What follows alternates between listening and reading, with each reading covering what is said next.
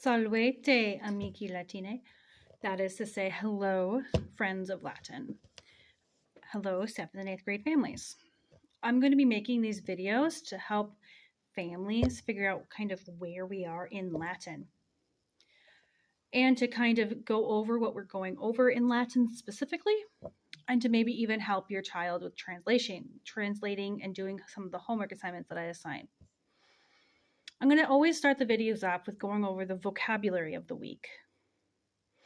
So the vocabulary of the week, we have not gone over in class yet. This is the vocabulary sheet your child or student will be studying this weekend for next week's class. So this is information they probably have not learned yet. We will start learning it on Monday. But I will go over this information so that it's available to students as we go along the chapter. With that being said, let's go over the vocabulary first. So the very first thing that I see is regnat populus. Regnat populus is the Latin saying of the week. It is actually Greek in origin, but we made it into Latin. It means the people rule. It's the Arkansas state motto. We are going to be in chapter 7. We are studying adjectives and agreement of adjectives, the irregular verb esse or the to be verb, and the present system. Our vocabulary is deus, dei, masculine, God. Flamma, flamme, feminine, flame. Scutum, scuti, neuter, shield. Signum, signi, neuter, sign. Then we have templum, templi, neuter, temple. Next we have creo, creare, creavi, creatum, to create, make. We have iovo, iovare, iavi, iatum, to help. We have apto, aptare, aptavi, aptatum, to wish for, desire. We have sotto, sottare, sottavi, sottatum, to leap, dance. And then we have that irregular verb to be, which is what the verb we're going to be learning mostly in this chapter. These are its 4 principal parts. Sum, esse, hui, futorum. To be, it's the to be verb. Then we have some adjectives we're learning this week. We have aeneas, aenea, aeneum, bronze. We have bonus, bona, bonum, good. We have magnus, magna, magnum, big, great. Multus, multa, multum, many.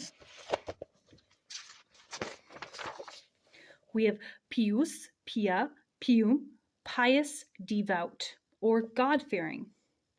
We have sacer, sacra, sacrum, sacred, holy. We have tutus, tuta, tutum, protected, safe. We have dum, while, and tum, then. And then we have quoque, which is a conjunction, and it means also. Our exercise 1 will be to break up these words into syllables. So we just do the first word of these vocabulary words. So for example, deus, dei, masculine, God, we would only break into syllables deus, that first word. Then we're going to be talking about adjectives. The thing about adjectives is that we already know the endings for all of the adjectives. They match the masculine, the feminine, and the neuter endings of the first and second declensions. So for first declension endings, we have a, arum, is, is, right? Os, is. Sorry. Let me say that again. a, arum, is, as, is. That os is an as. That's the feminine, first declension. But for adjectives, just remember that it's feminine. Then we have masculine adjectives. The endings for masculine adjectives are us, I, o, I, orum, is, os, is. That os is os, not as like in the feminine. And then we have neuter, which is I, o, a, orum, is, a, is. Yes, if these sound familiar, they match exactly the endings from masculine, first and second masculine noun endings. But these endings will be worked for all nouns, first declension through the fifth declension. What matters here will be the gender of the noun. So if you have a masculine noun, doesn't matter what declension it's in, first, second, third, fourth, or fifth, what matters is the gender. So if it's a masculine noun, you're going to be using the masculine endings. And if it's a feminine noun, you're going to be using the feminine endings. And if it's a neuter noun, you're going to be using the neuter endings. For example, in the first declension, we have the word agricola, which means farmer. But it's not actually a feminine ending, feminine word, even though it has feminine endings in the first declension. It's actually a masculine noun because farmers were masculine. They were men in ancient Rome. So they made that feminine, masculine in that declension. That is because in ancient Rome, they ascribed gods to the earth, and the earth gods were usually female goddesses. And that is why a lot of times you will see anything related to the earth or land or something like that to be feminine endings. So agricola is first declension feminine endings, but the profession of farmer is masculine. So they change it to the masculine gender. So if you want to say the good farmer, you would actually say bonus agricola, even though bonus, good, is masculine ending, because the word agricola is masculine, even though it uses first declension noun endings. Okay, so now that I've explained that, we're going to go and move on to exercise 2 in your workbook, identifying stems of adjectives. To find the adjective stem, you actually go to the feminine ending of the adjective, meaning you have the word bonus, bona, bonun in your dictionary at the beginning of the chapter. You take that bona, the first declension feminine ending, and you take off the A. And then you have bon there for your stem. This is important because some of the words like puer are hard to find the stem in the masculine, puer. So you actually need to go to the female endings to find that first declension feminine endings to find your stem, because sometimes the masculine is not as regular as we would want it to be. So exercise 2 is taking those vocabulary words for the adjectives and finding the stem for them. In this one, they have langus and sacer. Sacer would be that exception. So it would be sacer, sacra, and sacru. You would take sacer, you would take the sacra from that word, take off the A, and there is your stem, S-A-C-R. Okay, exercise 3, moving on. You have to translate the adjectives and the nouns. They also give you the cases of these nouns in which you're supposed to translate. So please be very careful about how you translate these into Latin and how you translate these into English. Because for the genitive case, for example, if they give you the Latin word and you're supposed to translate it into English, you have to translate it of the whatever noun it is. For example, if you translate a noun boy in the genitive case, puer, and they give you the word puer and genitive, you're supposed to translate it of the boy. But for number one, we'll go over together. We have good town. You're supposed to translate it into the nominative, which means that nominative singular or plural. But since good town is singular, we just need to find what town is for our vocabulary word. In the back of your book, you have a vocabulary list in which you can look for the word town. It is in Latin to English, so it might take you some time to do it. However, let me get my book here. I will just take you through the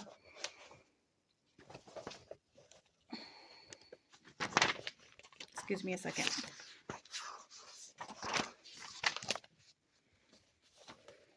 It's oppidum. I will take you through what it means. So oppidum is a neuter noun. So town is a neuter noun. So we have to go to our chart that's on page 44, look at the neuter adjective endings. And because it's singular, you must do bonum with the um ending. And then you also need to do the oppidum nominative. So it's oppidum bonum. Now, for number two, they actually want you to translate into pious boy into the genitive. So they already have the English there. We just need to translate it into Latin. So we need to find the genitive for boy, which would be pueri. And then we need to find the genitive for pious, which would be that, going back to the vocabulary, we need to find the stem for pius, which would be that adjective. Go to the feminine ending, pia or pia, knock off that a, so pi, and then you add your ending. So the genitive singular for a masculine noun would be I. If you look on your chart, I, and puer is masculine. So you would say pii for that, or p. So it's pueri p. And you can laugh a little bit at that one. Okay. Exercise. So then we're going to be moving on. So there's 7 questions for that one. Then we're going to be moving on to the irregular verb esse. That is the to be verb. Esse would be the infinitive, or to be, literally to be in Latin. Esse, E-S-S-E. So we first go over how irregular English is. And in English is very irregular, especially when we break up our verbs into principal parts. However, even though English, in Latin, we do have irregular verbs, they still follow a sort of pattern, even more so than in English. So for our Latin lesson, we are going to say sum est, sumus estis sunt. That is, I am, you are, he, she, it is, we are, y'all are, they are. Or you can say it like this. Sum, I am, est, you are, est, he, she, it is, sumus, we are, estis, y'all are, and sunt, they are. We also, at the end of the chapter, are going to, end of the section, going over the imperfect and the perfect future versions of this. So we have Iram, Iras, Irat, Iramus, Irates, Irant. Or I was, you were, he, she, it was. We were, y'all were, and they were. What's important for imperfect is that we use the helping words was and were for that tense. And in the to be version of this word, it's just I was or you were. And that's all it is. Now we have future tense essay, which is ero, eris, erit, erimus, eritis, erunt. Or I will be, you will be, he, she, it will be, we will be, you will be, and they will be. Notice we have to add in that be for future tense. That is just the way that the English works in our way.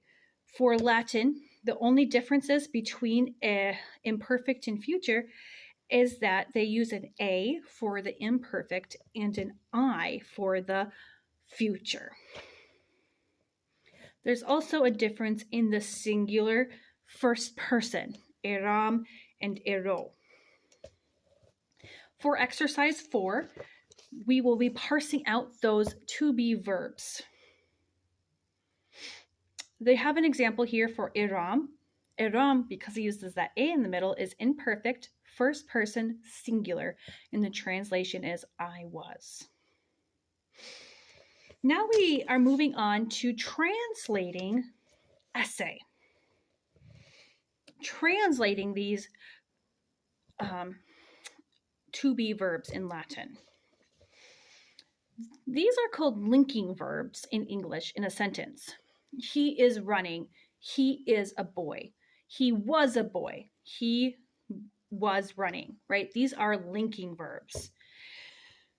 But in Latin, we still use these words. We just get rid of that pronoun he and just use the was there. So for exercise 5, question number 1, we have the example agricola, which remember that means farmer, est bonus vir. So sometimes we'll see est in the beginning of the sentence. Sometimes we'll see est at the very end. Usually it goes from, you can interchange everything, but usually you can tell what the subject is because it's more specific. So this sentence means the farmer is a good man. We have agricola here, is, est. So agricola, farmer, the farmer, est is. Then we have bonus, good, and vir, which means man. We could translate this into the good farmer is a man, but that doesn't make as much sense as the farmer is a good man. Generally, adjectives stay with their Latin nouns. Now, there are some rules with this, and they do change in poetry. And we will be learning a little bit of this style, this chiasmus, that's the term, as we go along.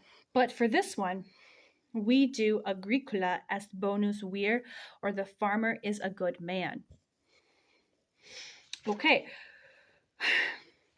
For exercise 5, you need to underline the predicate nominative or adjective. So vir is a nominative or a noun, not an adjective. So we would underline the word man and then translate it into the predicate. We've gone over what predicate adjectives and predicate nominatives are. Okay. The last thing is our chapter reading, or Numa Pompilius. I gave a reading last Thursday, or yesterday for me, but for you guys, it would be on Thursday, the 23rd, basically, of October. It was a reading on Numa Pompilius. The reason why I gave this reading out was so that the students could learn more about Numa Pompilius to help translate this story out. They also have a little selection on him in the beginning of here. So for this, we need to translate this story into English, word by word, line by line.